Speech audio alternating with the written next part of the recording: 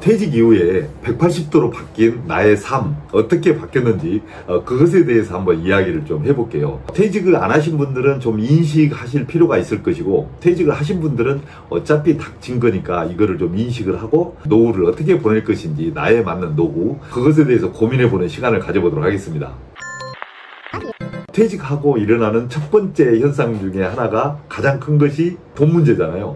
나에게 들어오던 수입이 거의 절반 이상 줄어버리는 것이 이제 큰 문제로 다가오잖아요. 어느 날 갑자기, 어제까지만 하더라도 지금 현재의 2배 이상을 탔던 급여가 어느 날 하루아침에 절반 이상으로 줄어버리는 이제 그런 현상이 나타나거든요. 그것에 대한 어떤 굉장히 당혹감, 이런 게 좀 있는 것 같아요. 그 다음에 각종 그 회사에서 누렸던 복지 혜택 같은 거 있잖아요. 예를 들자면 뭐 점심시간에 구내식당 가서 뭐 3,000원짜리 3,500원짜리 그 밥 먹을 수 있잖아요. 요새 3,000원짜리 3,500원짜리 밥 없잖아요. 이제 그걸 먹을 수 있다든지, 또 각종 뭐 수당을 뭐 조금 더 일하면 야간 수당이나 뭐 휴일 수당이나 이런 것도 좀 막 준다든지, 또 은행 같은 데 가가지고 대출 같은 거 받으면 뭐 신용대출도 해주기도 하고, 또는 뭐 담보대출을 한다고 하더라도 굉장히 좀 싸게 이자율을 싸게 해서 해준다든지 뭐 이런 것들이 있단 말이죠.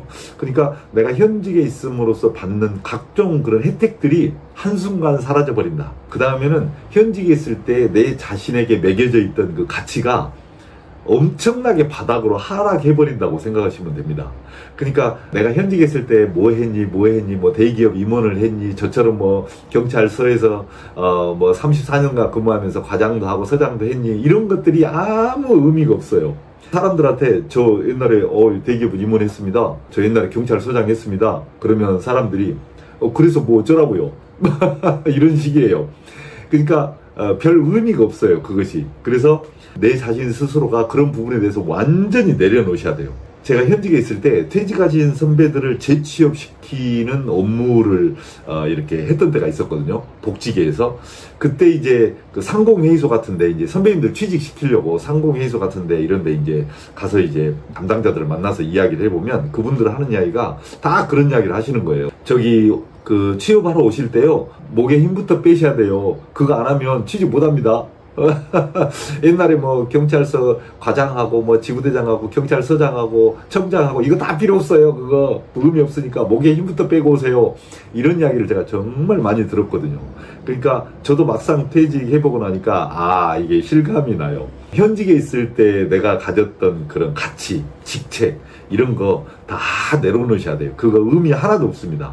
그 다음에 이제 사람이 다 끊기잖아요. 여러분도 다 느끼실 건데, 물론 현직에 계신 분들은 그걸 지금 못 느끼실 거예요. 그런데 퇴직을 하고 나면 이게 이제 절실하게 느껴져요.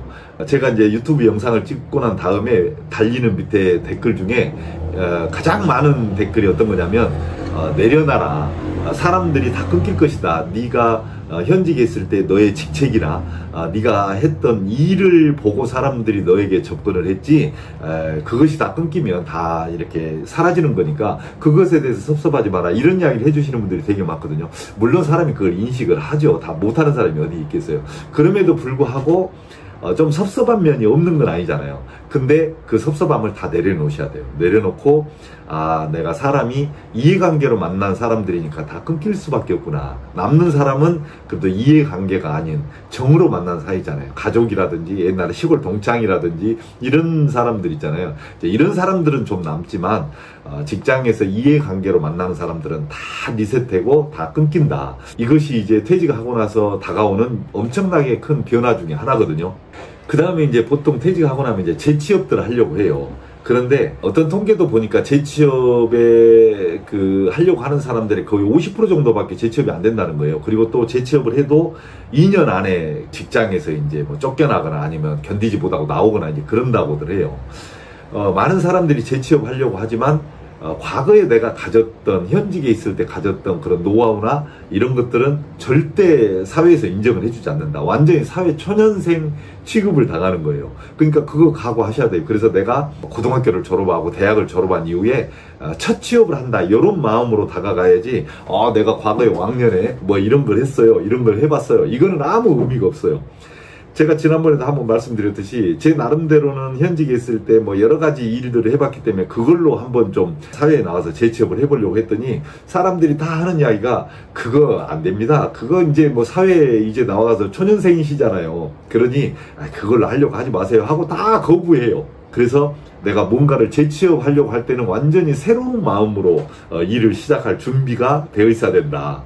그 다음에 이제 또 하나는 우리가 이제 현직에 있을 때는 조직에서도 그렇고 사회에서도 그렇고 많은 관심을 가져줘요. 그래서 뭐 조금 문제가 있으면 어떻게 좀 처리할 방법도 찾을 수 있고 또 좀 난처한 일이 있으면 뭔가 좀 네트워크도 형성이 돼서 여기저기 알아볼 수 있는 것도 있고 이제 그렇게 하거든요. 근데 퇴직함과 동시에 이 사회가 내가 뭘 하는지 또 뭘 하고 싶어 하는지 이 사람이 어떤 것에 관심이 있는지 이런 것에 대해서 이 사회 자체가 관심이 없습니다. 그러니까 말만 뭐 베이비 부모들이 뭐 1000만 명이 몰려온다. 그 다음에 앞으로는 100세 시대다. 이렇게 하면서도 이 국가나 이 사회가 별로 관심이 없어요. 왜냐면 나이 먹어가서 점점점 폐기물로 가는 그 상태잖아요. 그래서 이제 태어난 아이들, 성장하는 청년들에 대해서는 엄청나게 큰 관심을 갖습니다. 그런데 나이 먹어가는 은퇴한 사람들, 이런 사람들에 대해서는 이 사회가 별로 그렇게 큰 관심이 없어요. 그러니까 결국에는 무슨 이야기냐면 내 스스로 내가 살아갈 방법을 스스로 찾는 수밖에 없는 거예요. 제 주변에 은퇴를 하고 여러 가지 다양한 방법으로 사는 분들이 많으시거든요. 시골 내려가서 이제 귀농 하셔가지고 농사 지면서 사는 분도 계시고, 또 이제 세컨하우스 지어가지고 이제 재밌게 거기서 이렇게 뭐랄까 자기 소일거리 하면서 하루하루를 보내는 분도 계시고, 어떤 분들은 이제 저처럼 이제 재취업 하셔가지고 직장에 이렇게 다니는 분들도 계시고, 어떤 분들은 뭐 재취업이고 뭐고 나름 그냥 놀란다 이렇게 해가지고 이제 365일 한 달 내내 이렇게 놓으시는 분도 계세요. 그런데 아이러니한 건 뭔지 아세요? 어떤 형태로 사시든 다들 나름대로 애로사항이 있더라고요. 시골에 가서 정말 그 전원주택 지어놓고 멋지게 사는 친구 정말 잘 살 것 같잖아요. 가서 이야기 3시간만 이야기 들어보면 자기 삶에 대한 불만이 되게 많아요. 그리고 시골에 가서 이제 땅 좀 사가지고 농사 지으면서 사는 친구 있잖아요.